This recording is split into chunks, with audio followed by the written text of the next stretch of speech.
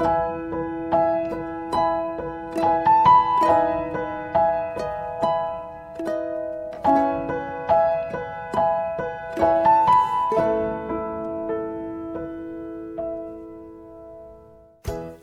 everyone, Happy New Year. Welcome to the season 2 of Live Your Dream podcast, episode 12, 5 ways to help you achieve your New Year's resolution. I'm your host, Selena. I hope you had a great start to the new year. I am so excited to be starting this new season of my podcast, and I can't wait to share with you all the fun episodes I've been working on. Since it's January, today I want to talk to you about New Year's resolution. Have you thought about your New Year's resolution? I always start the new year with a list of goals I want to accomplish in the year, both professional and personal.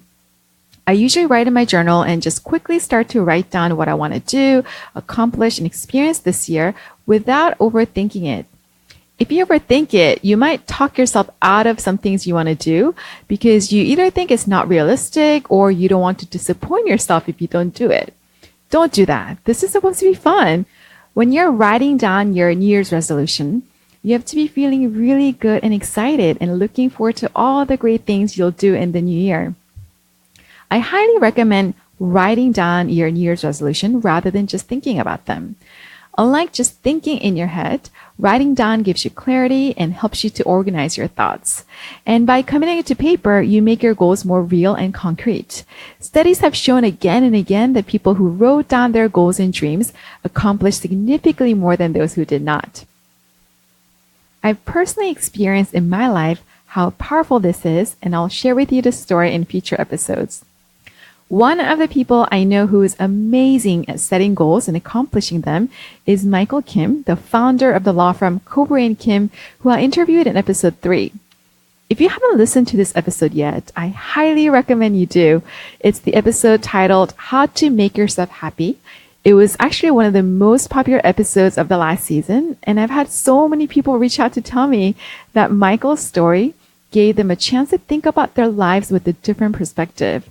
A lot of people also tell me that they didn't want the conversation to end, even though it was a pretty long interview. Here's a clip from the episode about how Michael approaches goal setting. If you have a goal, it's good to have clear goals, but I think it's really important to do 2 other things to achieve goals. Mm-hmm. First, I think when you say goal, it can't be vague and abstract. It's got to be very, very concrete, as specific as you can make it. Like, if it's weight loss, it's not I want to be lighter. It's I want to be X number of pounds, right? I see. Or if it's weightlifting, it can't be like I want to be stronger. It's going to be I want to bench press X number of pounds, right?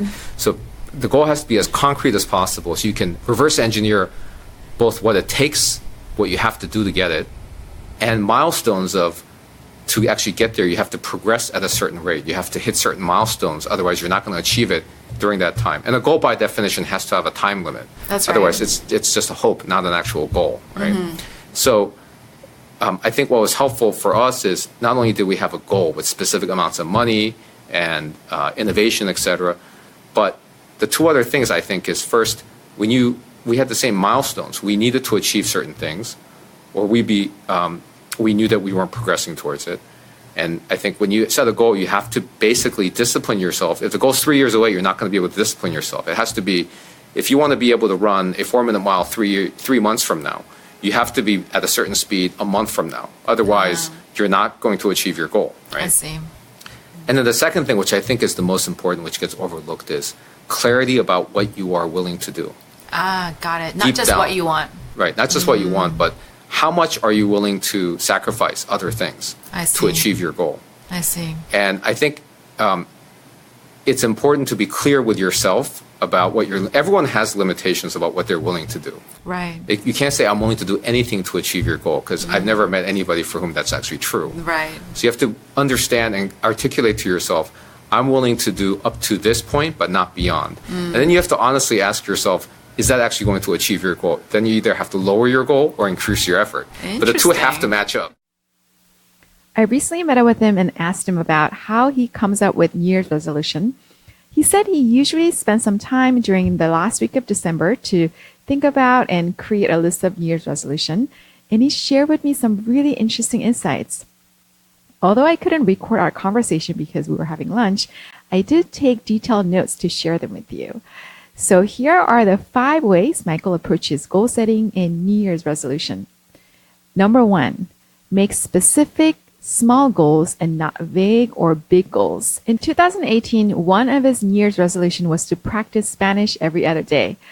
If you listen to his interview, you may remember him talking about growing up in Costa Rica.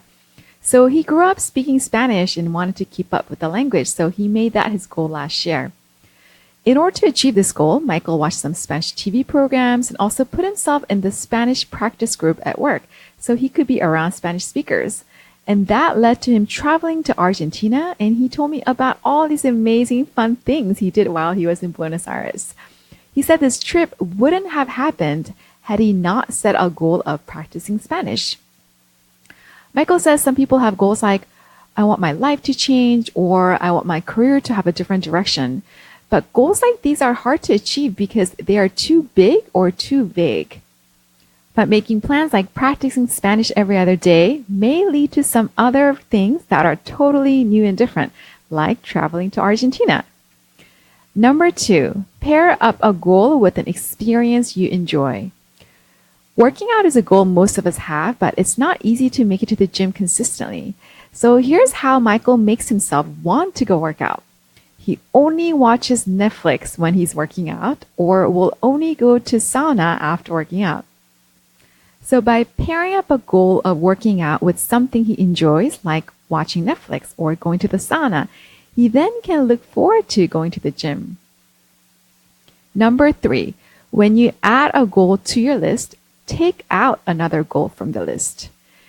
We all have limited capacity, and naturally some things will just not get done, even if we don't deliberately take them out of the list of goals we want to accomplish. And what doesn't get done may be the most important thing. So Michael makes sure that when he adds a goal, he takes a goal out. This is to make sure a goal that does not get accomplished is not the most important goal. Number 4, remove all obstacles or distractions that could get in the way of achieving goals. Michael spends a lot of time in London, and when he's there, his way of working out was to run around the park. But then whenever it rained, he couldn't go. So he ended up signing up at a gym nearby office, so he no longer had any excuse to not work out, even if the weather was bad. Number 5, review your progress on achieving goals every week. Michael reviews and tracks his progress every Sunday. He no longer cares about being good because it's hard to know what being good really means. It's subjective. So now he only cares whether his actions are in alignment with his goals. Michael also said he thinks about where he wants his life to be 5 years from now, and then he thinks about what he can do now to start working towards it. He shared with me a really fun goal he's working on, but it'll be a surprise, so I can't share with you now. Okay, so that was the 5 ways to help you achieve your New Year's resolutions Michael shared with me. And I'm going to repeat them, but you don't have to take notes because I have show notes for you on my website. Number 1, make specific, small goals and not vague or big goals.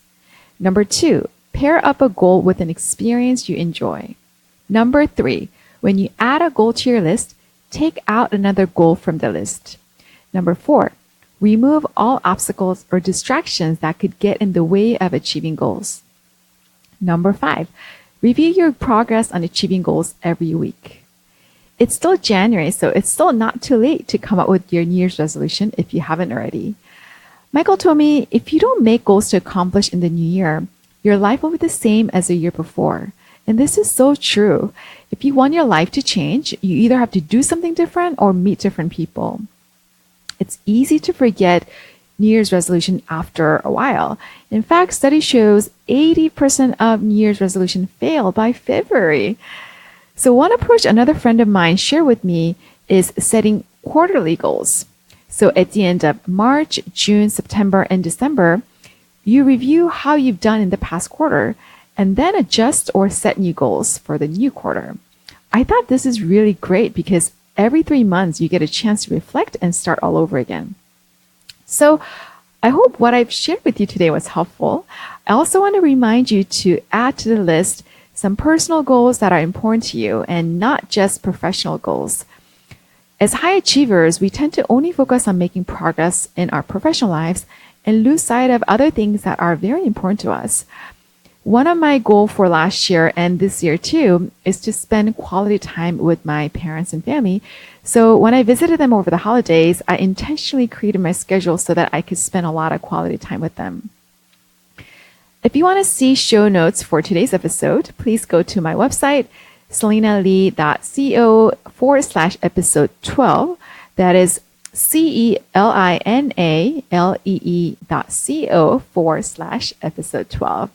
I have a summary of what I talked about today and also a space for you to write down your New Year's resolutions. I've also put together a free guide to 3 steps to finding true career fulfillment, and you can also download it on my website.